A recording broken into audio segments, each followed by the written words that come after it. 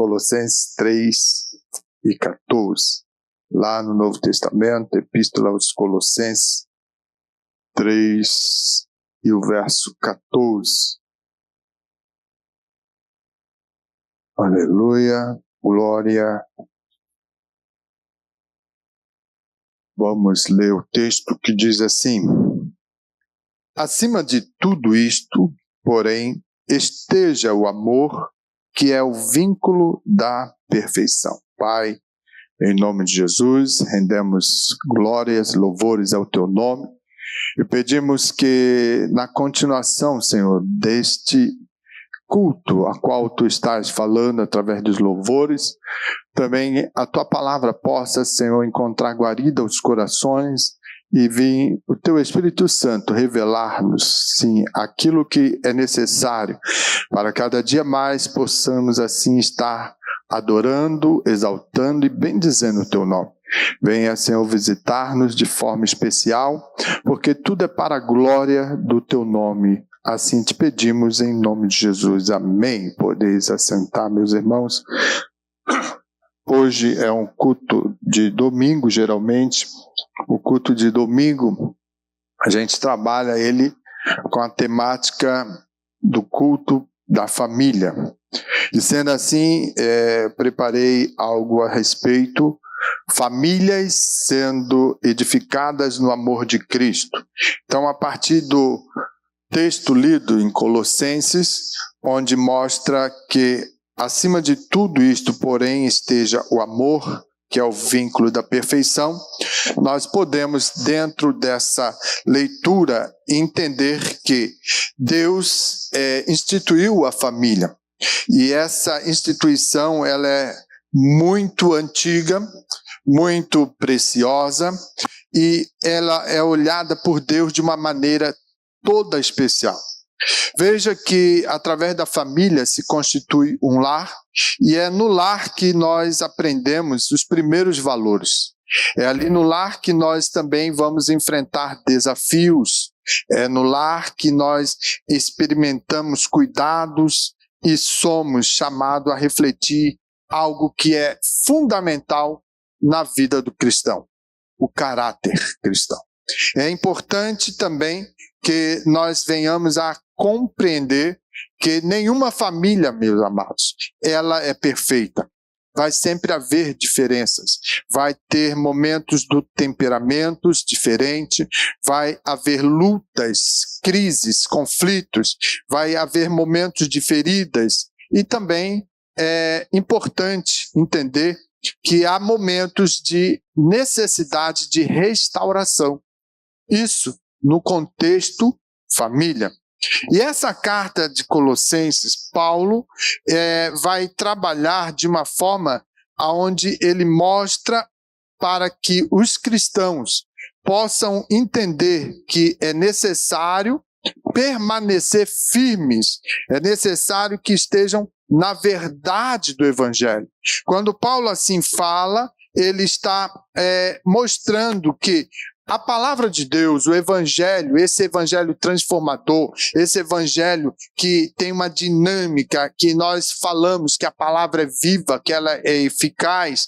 Então, quando nós assim entendemos que precisamos estar fundados ou firmados no Evangelho, é porque através desse processo da palavra de Deus aos nossos corações, nós vamos ser transformados por Cristo. Nós vamos se revestir de novas atitudes. Hoje pela manhã, na consagração, ao ensinar o texto lá da lição aos Efésios, nós estávamos observando a importância da palavra. A palavra, o evangelho restaurador, né? A palavra viva, a palavra que entrou na região ali da Ásia Menor e que conseguiu mudar e transformar cultura, transformar vida, transformar realidades que outrora estavam com hábitos, né, com atitudes erradas,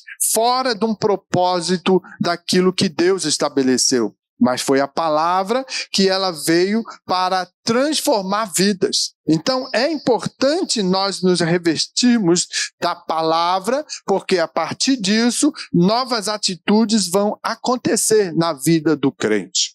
Nós também entendemos que essas atitudes não são apenas para o templo, ou seja, somente para o local de reunião, mas elas devem ser vistas principalmente dentro da casa, dentro, no seio do lar. Por quê? Porque lá está a família. E se há uma família cristã, então ali tem que haver o cumprimento da palavra de Deus, para que assim sendo, possa o amor de Cristo, que é o elo que sustenta. Entenda isso. O amor de Cristo é o elo que sustenta, que cura, que aperfeiçoa e que traz relacionamentos familiares sustentados e justos diante de Deus.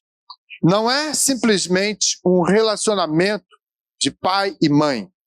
Por quê? Porque já tem Cristo na vida, já tem Cristo no lar, já tem uma decisão outrora tomada para confessar que Jesus é o Senhor. E sendo assim, o que vai permear a vida e os relacionamentos dentro de um lar é o amor de Cristo. Isso é fundamental nós entendermos. Para que possamos descobrir ou ter ou desfrutar uma família abençoada, Deus precisa estar presente no lar. E quando a gente para pensar isso, vamos ter que refletir nas atitudes. Como é o palavreado dentro de casa? Como é o tratamento? Como é a posição que nós nos colocamos diante de um Deus que está presente? Então veja como é importante nós descobrirmos, né, a importância da palavra de Deus, que tem que estar permeando todas as nossas relações já dentro do nosso lar. Porque o reflexo de uma igreja abençoada é porque tem famílias abençoadas. Uma sociedade abençoada porque tem famílias que traz do seu princípio familiar coisas boas para abençoar uma sociedade. Então é muito importante que a família venha a ser fortalecida pela presença e pelo serviço ao Senhor. E aí eu entro no contexto de Josué 24:15, que vai justamente falar naquele momento que Josué chama o povo de Israel, ele vem e chama também os líderes, né? Ele chama todas as tribos e ele vai tomar uma posição. E ele diz no texto assim: porém eu e a minha casa serviremos ao Senhor. Este é um final de todo um contexto que foi estabelecido para mostrar que Josué estava posicionado naquilo que recebeu de Deus e prontamente ele queria adorar, exaltar e bendizer o Senhor. Então, olha, quando eles estão reunidos em Siquém, essas palavras, elas vêm mostrar ao povo um processo que é necessário de tomar uma decisão.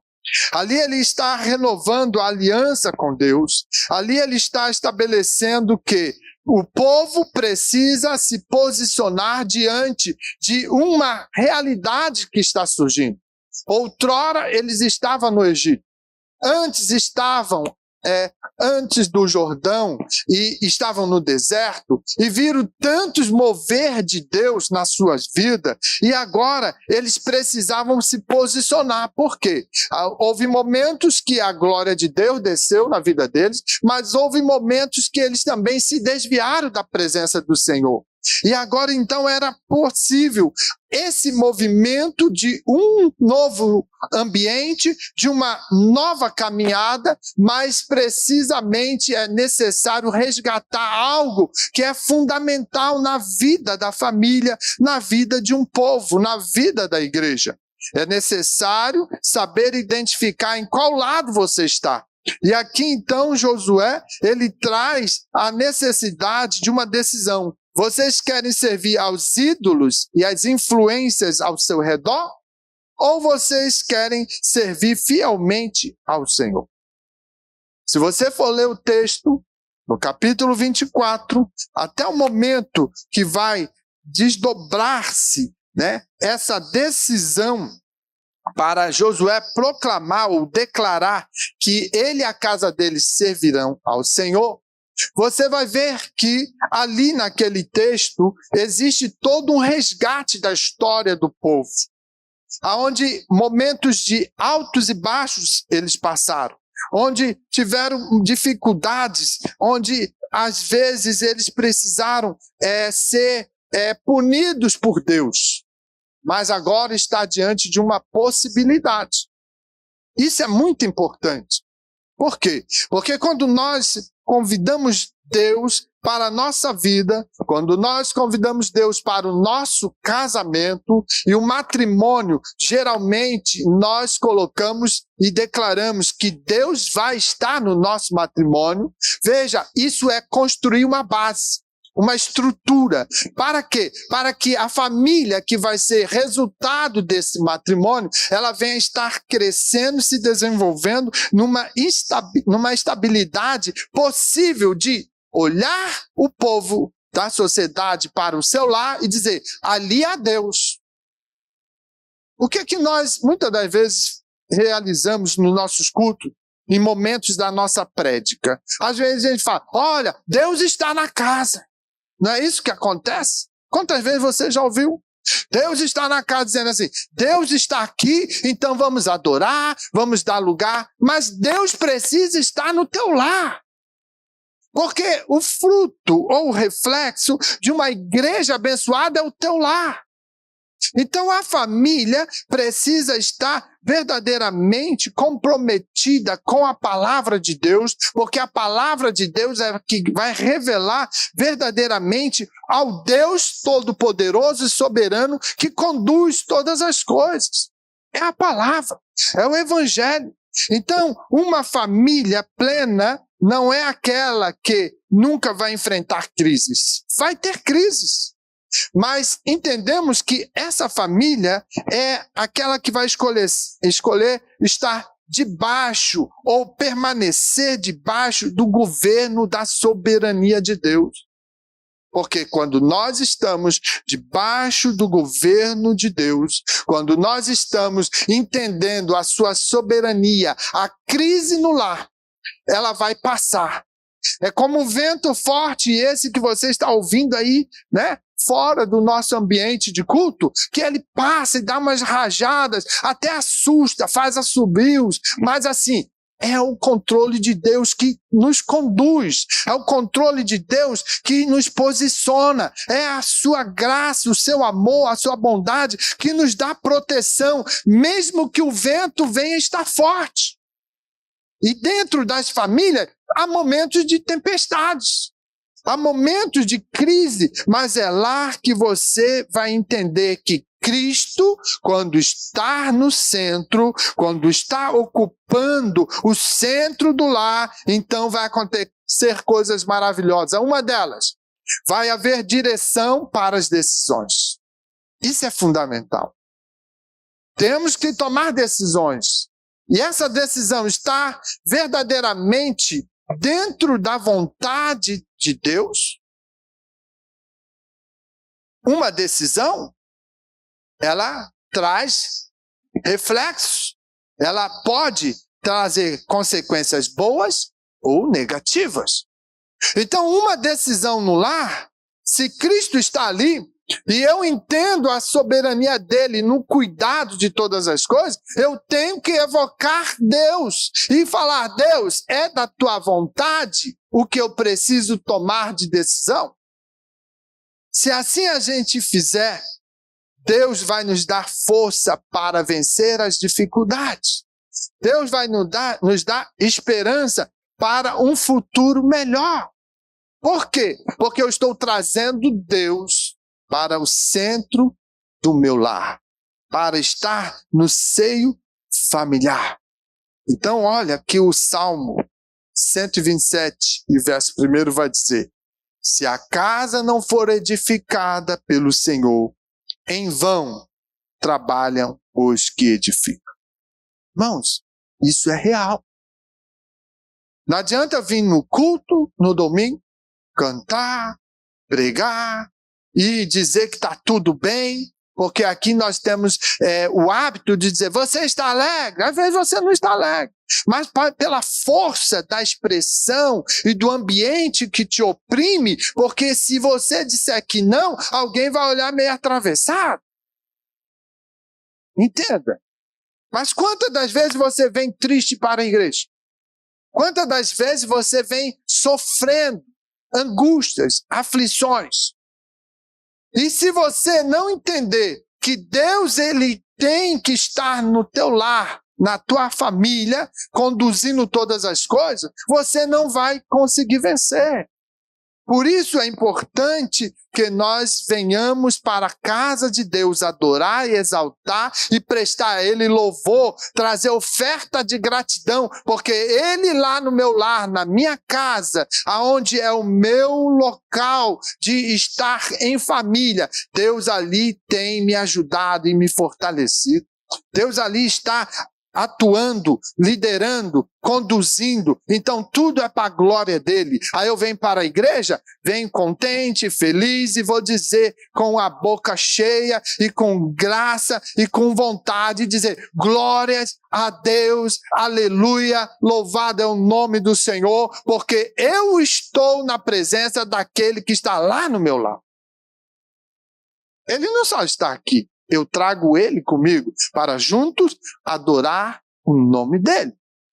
Então é importante quando nós observamos o texto sagrado e nós entendemos que se uma família está fortalecida pela presença e pelo serviço ao Senhor, nós vamos ter exemplos que vão revelar muito bem isso.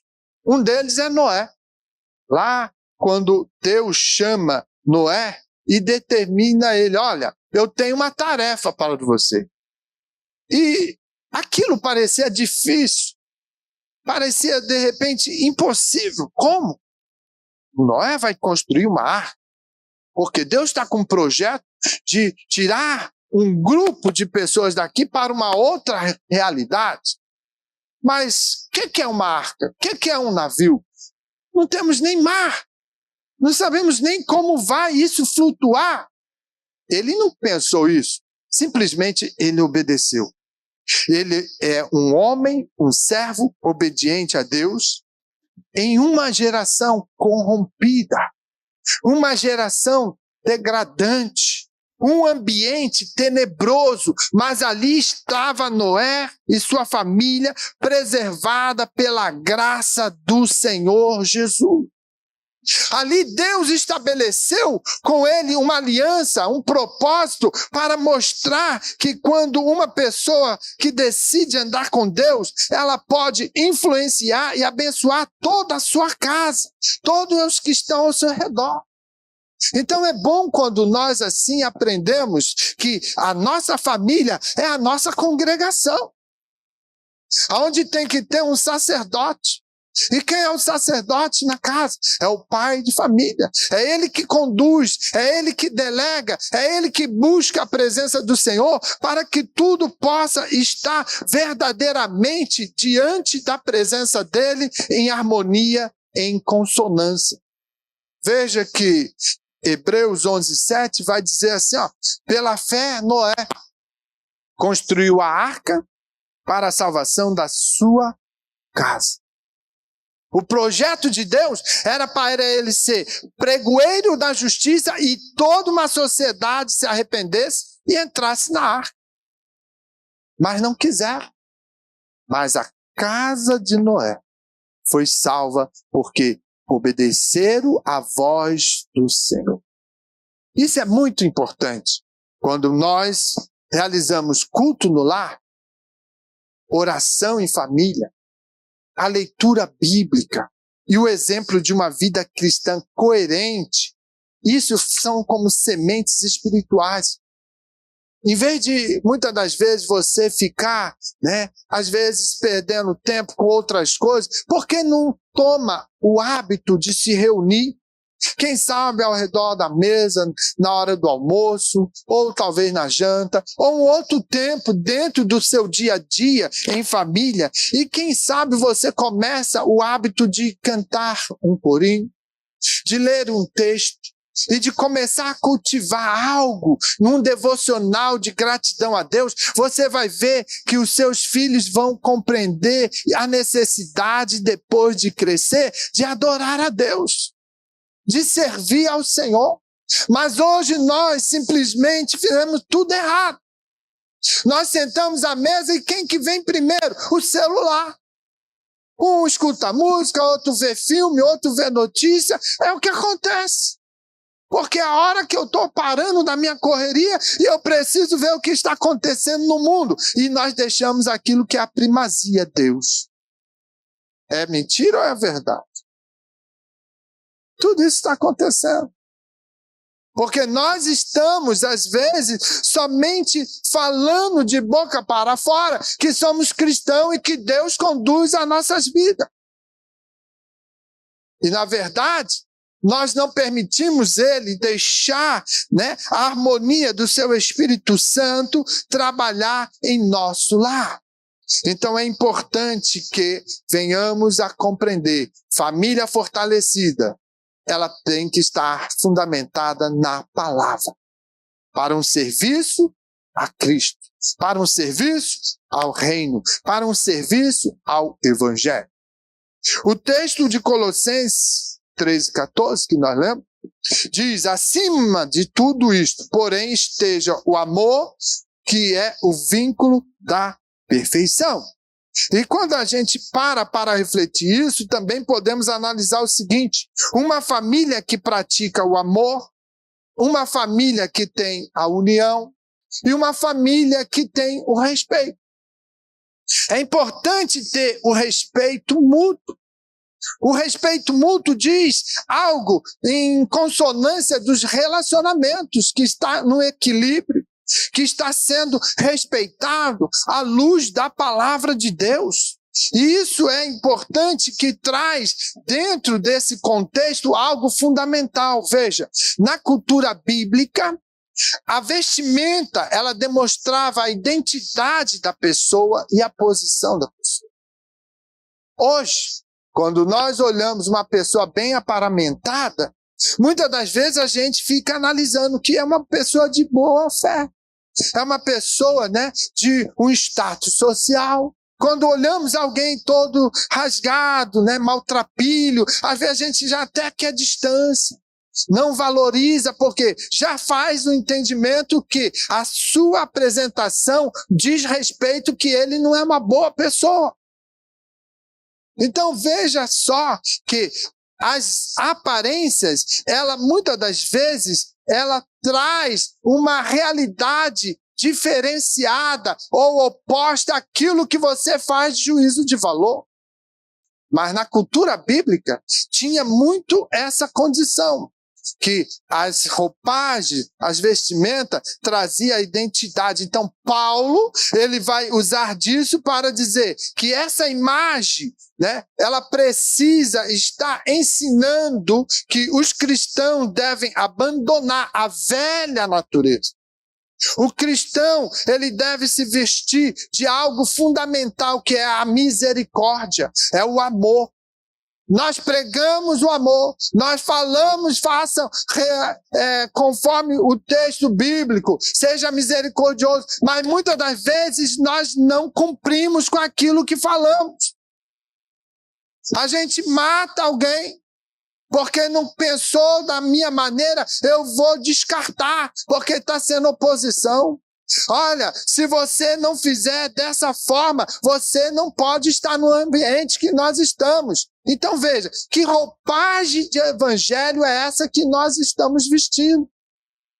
Se a roupagem na cultura bíblica demonstrava a identidade, caráter e posição do homem, e aí quando eu falo homem, eu estou falando no contexto antropológico que diz respeito homem ou mulher, Então veja, se nós às vezes, quando entramos para a igreja e dizemos a todo mundo que somos cristãos, que somos servos do Senhor, que vamos para o céu, mas não conseguimos verdadeiramente tirar a roupagem do velho homem, a roupagem que traz, o orgulho, a soberba e tantas coisas, e andamos no salto alto, com o narizão empinado, e olhamos de alto a baixo, ficamos fazendo menção de alguém que não está dentro do nosso padrão. Isso não é roupagem de crente.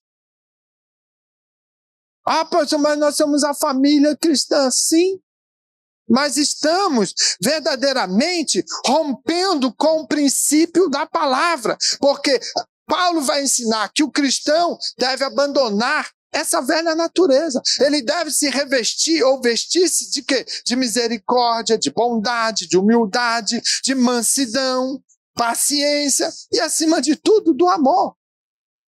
E aí a pergunta é: qual é essa realidade que você está vivendo? Dá para estender a mão ao necessitado? Ou você vai ficar dentro do seu quadrado e não quer se misturar? Por quê? Porque não, o amor de Deus que perpassa na minha vida, ele tem que ficar só para mim. Entende? Então, olha que o amor bíblico, amados, não é apenas sentimento. O amor bíblico é decisão. O amor bíblico, ele é serviço. O amor bíblico é compromisso. É isso que nós precisamos compreender. E se ele vai se manifestar quando nós ouvimos com atenção e valorizamos o outro e respeitamos as diferenças, então veja, é assim que nós vamos escolher tratar os familiares com graça. É dentro do seu lar que nós precisamos que esses princípios comecem a ser desenvolvidos. A respeitar o teu filho, respeitar o teu pai, respeitar entre os irmãos, é ter essa condição de verdadeiramente ser bondoso, de ser humilde, de ouvir aquele grito, aquele clamor que às vezes está na alma do aflito. É ter a empatia, é se colocar no lugar do outro e tentar entender antes de jogar uma pedra, antes de julgar, antes de enxotar ele para fora. É muito importante que, antes dessas decisões, a gente observe e olhe para dentro. Faça uma introspecção e comece a pensar quem eu sou diante desse problema. O que Deus quer comigo, como seu servo, para resolver ou acolher essa situação? É questionamento. Porque viver um evangelho fantasioso não vai chegar aos céus. Tem hora que eu fico me perguntando se eu sou muito duro em revelar a palavra ou se verdadeiramente eu estou no ambiente, e não digo só aqui, eu digo de uma forma global, onde os cristãos acham que estão cumprindo a palavra.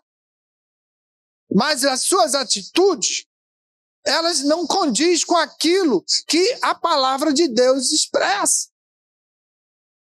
Então veja como é difícil, quando você começa a buscar a conhecer a palavra, você precisa viver a palavra. E tudo isso tem que ter origem lá na família. É de lá que começa a estrutura fundamental para uma vida cristã na igreja, na sociedade, aonde você colocar a planta dos teus pés. Não pode sofrer variação. Quando Colossenses 3:13 diz: suportai-vos uns aos outros e perdoai-vos mutuamente, assim como o Senhor vos perdoou, assim também perdoai a vós. Aqui ele vai trabalhar, de maneira que não é o amor, que sustenta a comunidade, mas a comunidade que sustenta o amor. Então veja que não é justamente, de repente, que você acha assim, eu tenho amor suficiente e ele é possível de eu resolver situações. Não, nós precisamos entrelaçar dentro desse relacionamento entre comunidade, entre o coletivo, entre pessoas, para que essa comunidade venha a ser sustentada por uma base, uma estrutura que é o amor. Igreja se prega, como falei, amor, amor, mas o primeiro que pisa, errado, joga-se pedra, manda para a rua, abandona e deixa sofrendo. Por quê? Porque não perdoa, porque não acolhe, porque bota justificativas as mais diversas, e tem aquele grupinho que sai falando mal, espalhando aquilo que não é bom. Então veja, irmãos, são situações que nós precisamos compreender. Um exemplo muito interessante de Ruth, quando ela demonstra um amor leal, um amor verdadeiro e respeito por sua sogra. Aquela mulher estava sofrendo uma dor terrível. Perdeu toda a sua estrutura, toda a sua base. E aí ela chega naquele momento de insegurança, estava num país diferente, longe dos seus familiares, perdeu o esposo, perdeu os 2 filhos, ou seja, perdeu a sua aposentadoria. Porque naquela época, os filhos que davam suporte à velhice dos pais. E agora aquela mulher perdeu tudo. Ela está numa dor tremenda. E aí acontece de ela dizer, olha, minha nora, vai embora. Volta para o teu reduto familiar, porque eu já sou uma mulher desgraçada. Não tenho mais esperança, não tem mais nada que possa me garantir. Mas veja que Ruth, ela preservou algo que é o amor familiar, o amor e o respeito por sua sogra. Então veja, isso traz dentro dessa fidelidade de respeitar, de amar, ela traz o quê? Ela restaura a esperança na vida daquela mulher, na vida daquela família. E nós vamos ver que a história apresenta algo maravilhoso, e isso fez, dentro do contexto histórico, algo muito importante, que Ruth inseriu a história da redenção, que mudou a história do mundo. Foi ali, através desse processo de amar, de abrir mão dos seus familiares, de estar colocando o ombro ao lado da sua sogra e falando, não, nós vamos vencer, nós vamos voltar para a nossa família, para a sua família, mas assim, não fique envergonhado, porque geralmente é isso que acontece. A pessoa sai, fica longe, distante, não deu certo, não teve sucesso, ela tem vergonha de voltar. Quantos desviados estão aí fora? Envergonhados de voltar para a casa de Deus, por quê? Porque quando saiu, talvez, esbravateou dizendo que aqui não prestava, que isso, que aquilo, e foi embora, se perdeu. Mas quando sente lá a dor, a solidão, a angústia, e ele deseja voltar, às vezes Satanás apimenta ou aflora mais a vergonha. Você vai voltar para lá que ninguém te quer? Você vai voltar para aquele ambiente que você saiu, você abandonou, e tantas são as situações que vão surgindo, mas ninguém amparou, ninguém às vezes encostou. Será que algum dos desviados estão aí fora, você está orando por ele? Isso reflete o serviço do amor. O compromisso que nós temos que orar pelos que estão caídos. Ou quem sabe você está tão esperançoso em derrubar o próximo. Eita Deus, não é fácil da glória, né? Não deu certo. Você falou que ia ser, não deu certo. Mas é preciso nós pensar. Porque esse cristianismo que nós vivemos não pode ser algo falido. Não podemos expressar algo que nós não vivemos.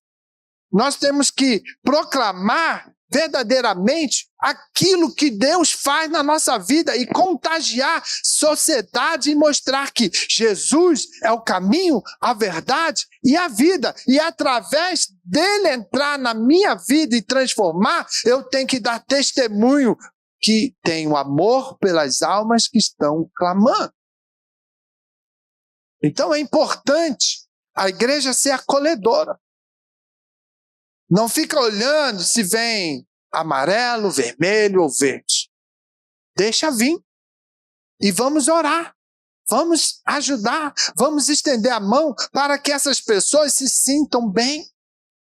Porque às vezes está lá no mundo, está numa tristeza, numa situação deprimida. E ela vem para a igreja esperando ser acolhida, receber um abraço. Você já abraçou alguém hoje? Você já transmitiu uma alegria de um abraço e um sorriso para o seu vizinho de banco?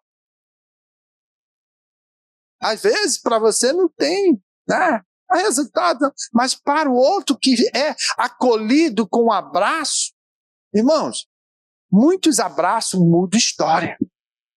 Entende? Então veja como é importante. Agora, dentro de casa você não abraça. Dentro de casa você não acolhe. Aí dentro da igreja vai acolher? Nunca. Veja só, muitas vezes somos gentis com pessoas de fora. As pessoas de fora, nós temos que ser educados, temos que ser gentis, né? Pacienciosos. Mas dentro de casa, se falar de tal maneira, já faz um barraco. Já gera um problema. Não tem paciência, já grita, já vão dormir igual um X, né? Por quê? Porque não conseguem, né, se perdoar. É o tempo que vai aplacando a crise para que, de repente, possa começar novamente. Ei, pode fazer um cafezinho? Pode me ajudar? Mas nos 2, 3 dias ali, primeiro, meu Deus, não fala nada. É um silêncio sepulcral. Meu Deus do céu. E na rua, abraço, sorriso e alegria. Irmãos, nós somos família. Nós precisamos demonstrar verdadeiramente que Deus nos chama para demonstrarmos um lar, o mesmo amor que vamos professar na igreja. É lá o princípio de todas as coisas. Você já parou para pensar se Deus pulasse as etapas na história da humanidade? Ele fala, o Adão pecou, errou, vou abandonar ele. Vou fazer um novo Adão e deixar ele de lado. Não, Deus foi lá e buscou para restaurar. Quando vem o segundo Adão, que é Cristo, ele vem expressar com graça, com poder, com autoridade e aperfeiçoar um projeto glorioso, que é o da redenção. Aonde todo aquele que estava caído, agora através de Cristo e da cruz, são restaurados para a comunhão com o Pai eterno. Entende? Então veja, a partir de Cristo, não de Adão, mas a partir do segundo Adão, Cristo, que há a remissão dos pecados, que há a conexão com Deus, e agora nós somos nova criatura. Então veja, quando nós entendemos que precisamos estar verdadeiramente demonstrando no nosso lar o mesmo amor que nós professamos na igreja, às vezes, ou lá fora, no tratamento com o estranho, então nós precisamos repensar a nossa vida no lar, a nossa família. Deus tem interesse e prazer que tudo vá bem. Mas e você? Hoje é para você sair com a tua cachola mole. Pensando, analisando, buscando na história da sua caminhada, como é que está o seu lar? Às vezes é só um fiozinho que está segurando.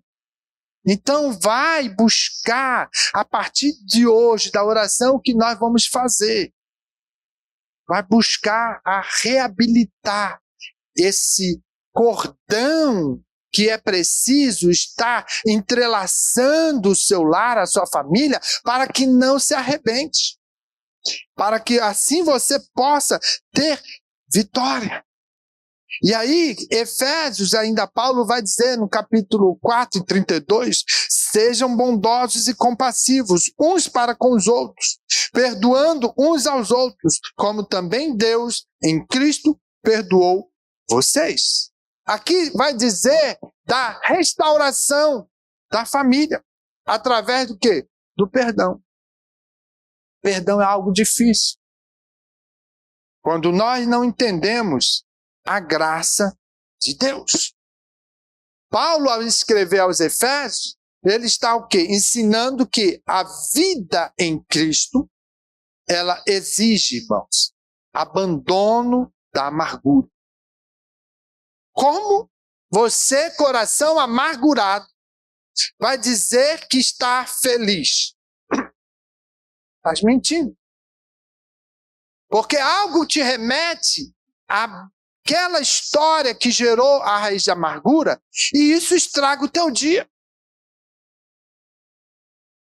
Entende? Então veja, Paulo ele exige que nós venhamos aprender que se a vida está em Cristo, precisamos deixar de lado as amarguras, as iras, as palavras ofensivas e toda a maldade.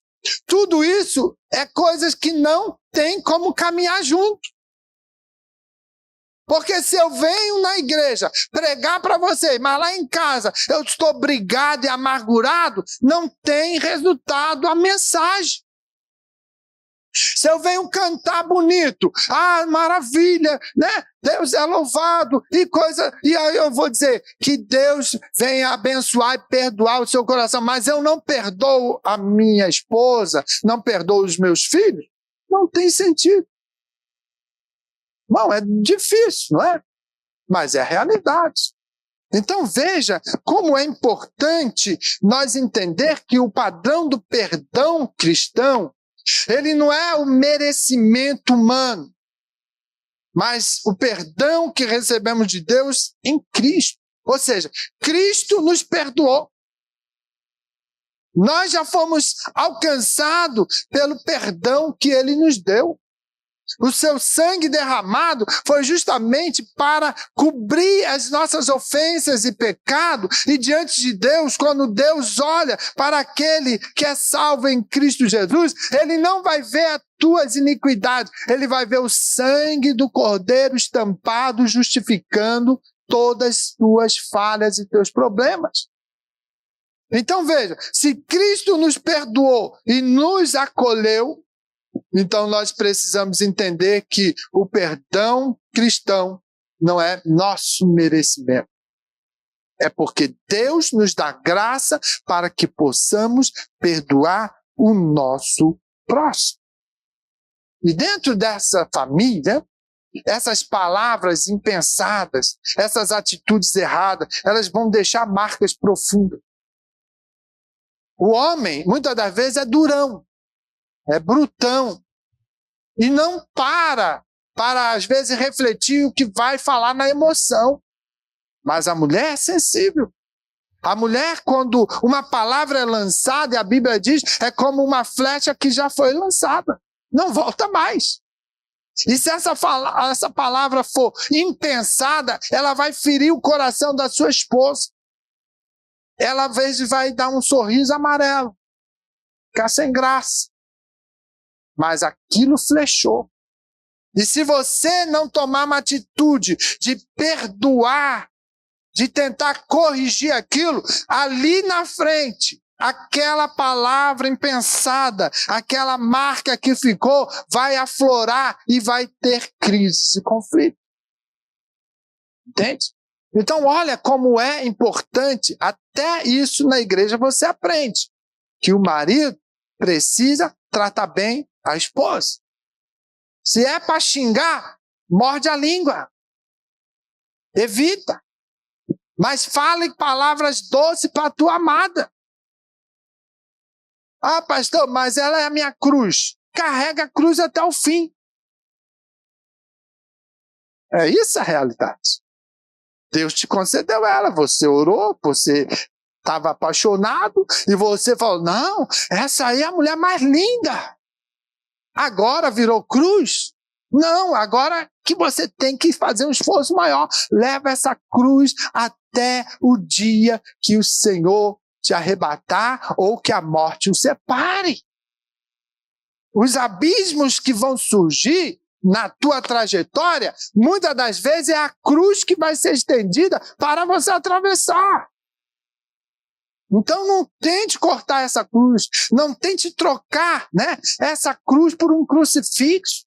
Não, viva aí aquilo que Deus te deu e entenda que é importante você declarar, muitas das vezes, uma palavra de carinho, de afeto e de amor.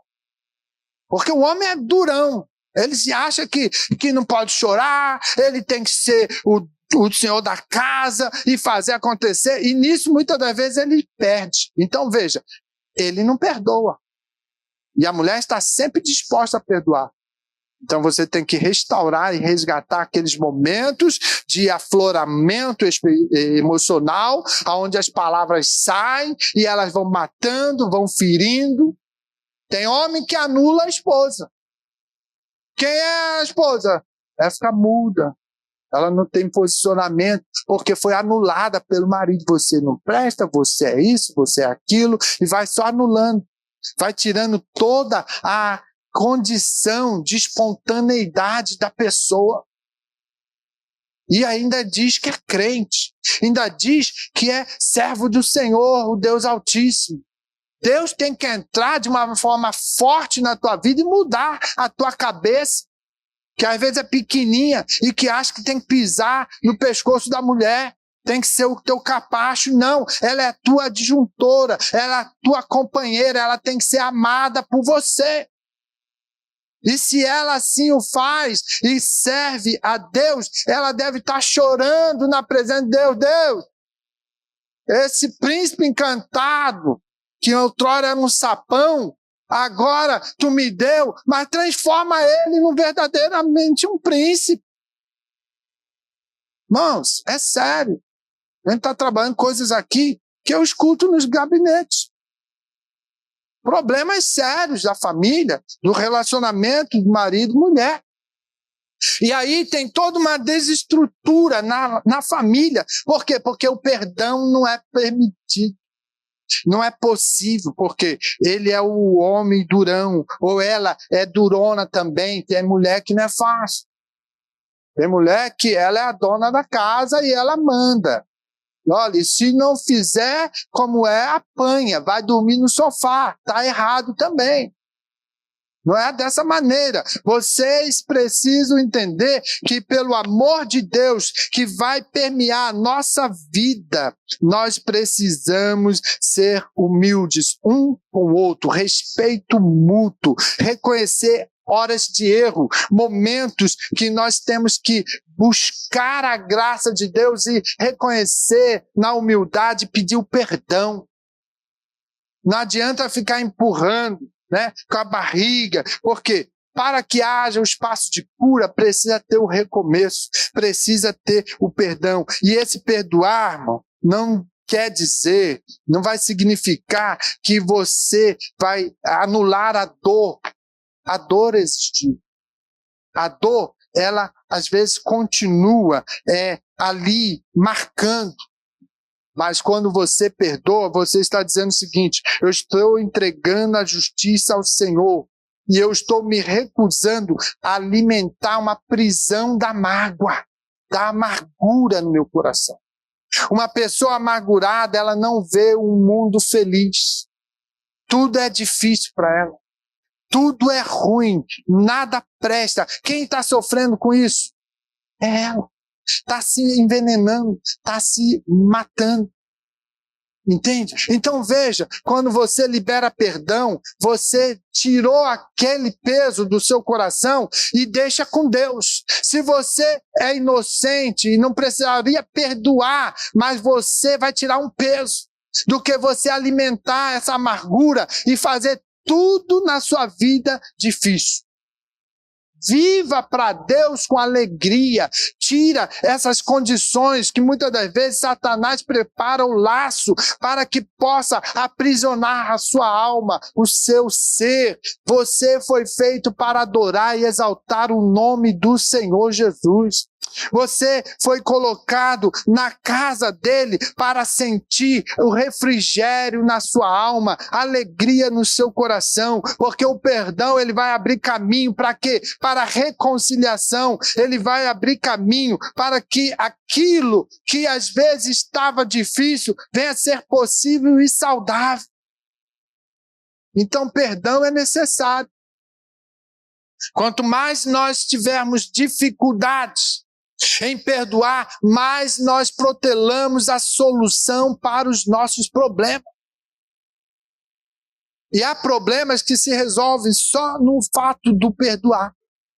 Você vai tirar um peso do seu coração.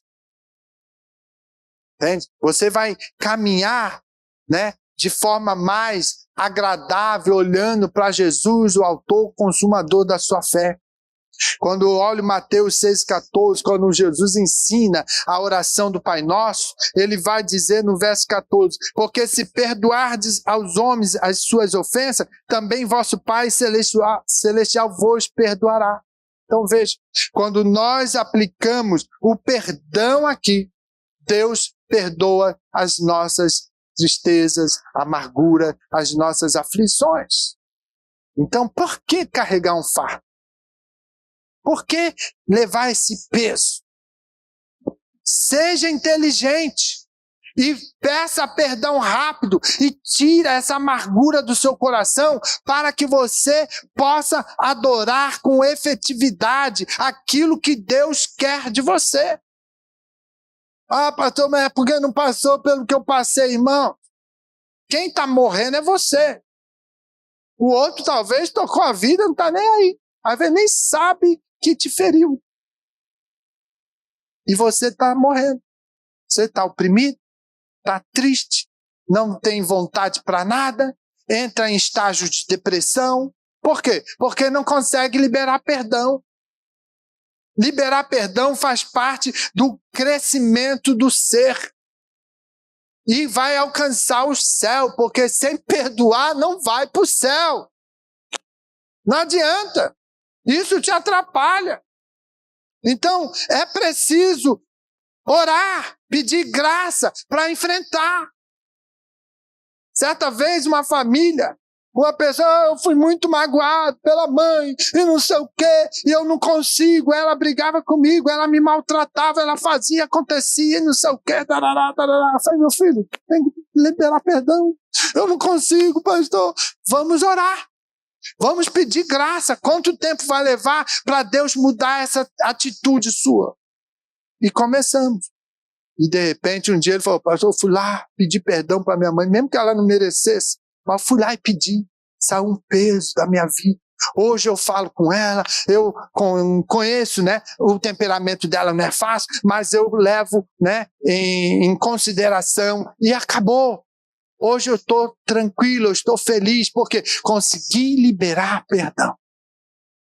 É muito importante também. O perdão faz parte no processo de reconciliação. Por isso Jesus morreu pelos seus pecados. Para que você fosse perdoado. Para você viesse a ser reconciliado com Deus. Então nós precisamos entender aonde está feridas nos nossos corações, aonde existem mágoas no lar, o Espírito Santo deseja trazer cura. O Espírito Santo, ele quer passar o bálsamo do perdão para que você possa compreender a importância de estar na casa de Deus como adorador. Porque senão entra culto, sai culto, e nada é bom. É a mesma coisa do jeito que você veio, é a mesma coisa que você vai para casa, e é mais uma semana de tristeza, de luta, de aflição. Então o perdão é fundamental, porque Cristo escolheu perdoar-nos para que possamos então alcançar a promessa celestial. Eu quero orar por você, mas antes de orar por você, eu preciso que você se coloque em pé agora. E você, quem está próximo, né, da família, você vai orar pela sua família e os membros da tua família vão orar por você. Então vamos fazer 2 estágios de oração. O primeiro momento da oração vai ser você ao lado do seu familiar. Se não tem filho, é sua esposa, fica do ladinho da esposa. Não quero ninguém aqui em cima, né, tocando ou cantando, não. Vai buscar o teu caminho agora. Você vai ao lado da esposa, ou a esposa vem ao lado do marido. Se tem filhos, vai junto, né? Porque agora nós vamos fazer uma oração familiar.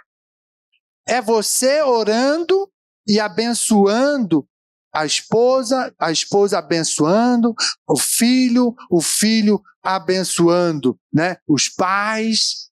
Vamos fazer uma dinâmica diferente. Que às vezes só estão querendo assim, não, eu quero receber a oração do pastor, eu não sei o quê. Não, agora é você que está na responsabilidade. Você vai abraçar, você vai orar, você vai pedir e Deus vai trabalhar, irmão. Há um mover de Deus aqui. Há um trabalhar do Espírito de Deus. Não fique envergonhado. Não tem. É você e a sua família. Cada um vai fechar os seus olhinhos bonitinho aí, azul, verde, né, cinza, né, caramelo, ou sei lá. Fecha esse olhinho bonito que Deus te deu. Abraça, se puder, dá aquele abraço gostoso no maridão, né? Anthony, vem pra cá também, meu filho. Vamos orar. Todos nós vamos fazer oração agora. Pastor, mas minha filha não veio, o meu esposo não é crente. Adote alguém que está sozinho aí. Vamos lá. Adote alguém aí do ladinho que está sozinho e ore agora. Você vai orar. Você vai abençoar. Então você vai receber a bênção da oração do teu cônjuge e depois você vai abençoar o seu cônjuge. Tá bom? Se durar 5 minutos de oração, não faz mal. Creio que não vai passar das 4 cantos, né? Que é 30 minutos.